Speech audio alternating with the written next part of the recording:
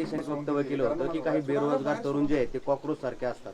त्यानंतर तरुणांनी मिळून एक पार्टी सुरू केली सोशल मीडियावरती, कॉक्रोच जनता पार्टी, आणि तिला आता जवळपास 19 मिलियन फॉलोअर्स झाले. ती की सत्ताधाऱ्यांकडे पण नाही आणि विरोधकांकडे पण एवढी संख्या नाही. आणि मग काय म्हणायचं, सुशिक्षित पोरांना कशाला हिणून बोलायचं?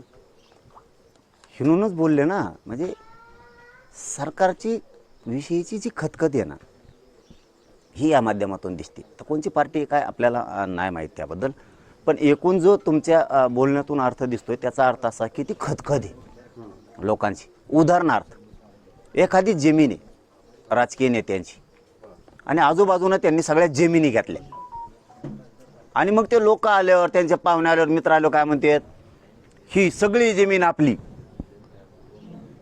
पण तुम्हाला मनाने जमिनी दिलेल्या नाहीत, तुम्ही त्या दादागिरीने घेतलेल्या. ही खतखत तुम्हाला माहीत नाही, कारण तुम्ही आज हिटलर दादागिरी करतायत, तसली दहशत माजवताय, त्यामुळे लोक भेट आहेत. पण खतखत तुमच्याविषयी एवढी आहे की एक दिवस खूप तुम्हाला दिसणार आहे ती खतखत. खूप लय मोठी खतखत आहे. फक्त एकदा खमक्या भेटला पाहिजे. खमक्या भेटला की धुराळाच वाजवतो यांचा. ही खतखत आहे सरकारविषयी.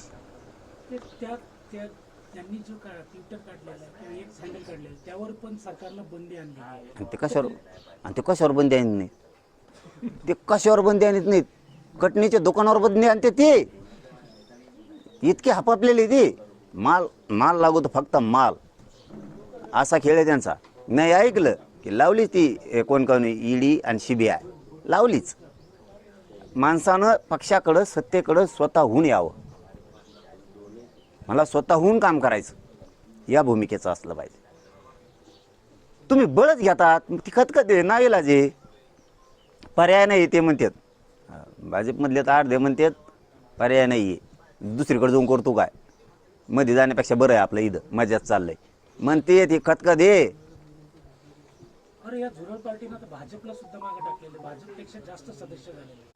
सरन्यायाधीशांनी असं वक्तव्य केलं होतं की काही